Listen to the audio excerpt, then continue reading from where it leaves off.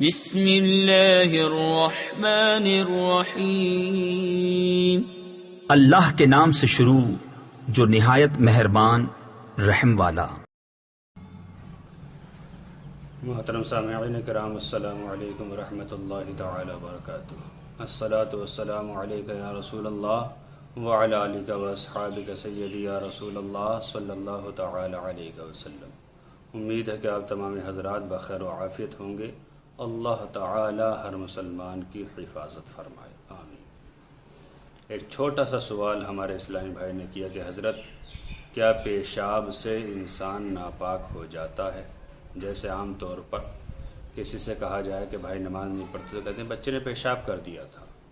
اسی طرح ماں بہنوں سے کہا جائے آپ نماز نہیں پڑھتی تو کہتی کہ بچے نے پیشاب کر دیا تھا۔ دیکھیے حضرات، پیشاب کی وجہ سے غسل نہیں ٹوٹتا۔ اگر بچے نے پیشاب کر دیا ہے تو جس کپڑے پر یا بدن کے جس حصے پر پیشاب لگا ہو اس حصے کو دھو دیا جائے، اس کپڑے کو دھو دیا جائے، بالکل آپ پھر پاک ہیں۔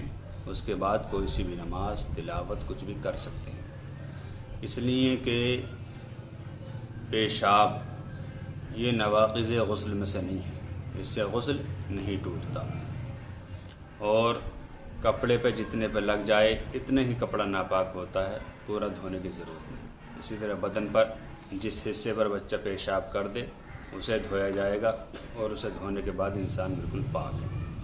لہٰذا یہ عذر پیش کرنا کہ ہم نماز اس لیے نہیں پڑھتے کہ ہمارے اوپر بچے نے پیشاب کر دیا تھا، یہ بالکل سراسر بے وقوفی اور جہالت ہے۔ اس جگہ کو دھونے کے بعد آپ بالکل نماز پڑھ سکتے ہیں۔ نماز چھوڑ رہے ہیں، گناہ کبیرہ ہو رہا ہے، ایک چھوٹی سی وجہ سے، چھوٹے سے عذر کی وجہ سے آپ پوری نماز چھوڑ دیتے، گناہ کبیرہ کما لیتے ہیں۔ لہٰذا ہم کو چاہیے کہ اس بات کا دھیان رکھیں کہ پیشاب سے غسل نہیں ٹوٹتا ہے۔ جہاں بچہ پیشاب کرے اس جگہ کو دھو لیا جائے، انسان بالکل پاک و صاف ہے۔ اللہ تعالیٰ سے دعا ہے کہ اللہ تعالیٰ ہمیں صحیح مسائل سیکھنے کی توفیق عطا فرمائے۔ السلام علیکم واللہ تعالی عالم بالصواب۔